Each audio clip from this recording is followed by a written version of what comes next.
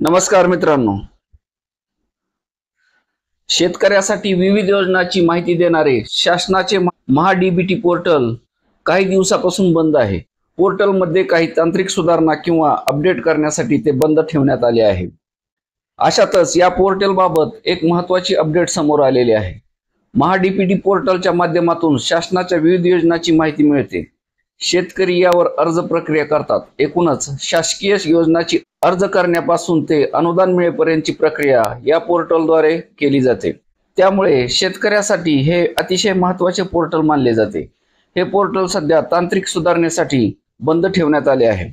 महा-डीबीटी पोर्टलकडून याबाबत अपडेट देण्यात आली आहे की महा-डीबीटी शेतकरी पोर्टल लवकरच पुन्हा उघडण्यात येईल आणि शेतकरी हे नवीन नोंदणी तसेच कृषी विभागाच्या योजनांतर्गत विविध घटकासाठी अर्ज करू शकतील।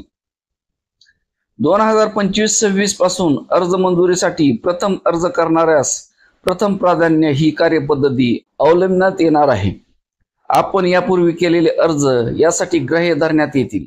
आपल्या अर्जाचा यादीतील अनुक्रमांक हा आपण पोर्टलवर शेतकऱ्यांनी केलेले अर्जाची तारीख व वेळेनुसार क्रमवार यादी या लिंकवर क्लिक करून आपण बघू शकता। प्रथम अर्ज करणाऱ्यास प्रथम प्राधान्य ही कार्यपद्धती अवलंबण्यात येत असल्यामुळे एखाद्या घटकासाठी जे शेतकरी लवकर अर्ज करतील त्यांना प्रथम लाभ मिळणार आहे। लवकरच बियाणे घटकासाठी अर्ज सुरू करण्यात येतील असेही या अपडेटद्वारे सांगण्यात आले आहे। धन्यवाद।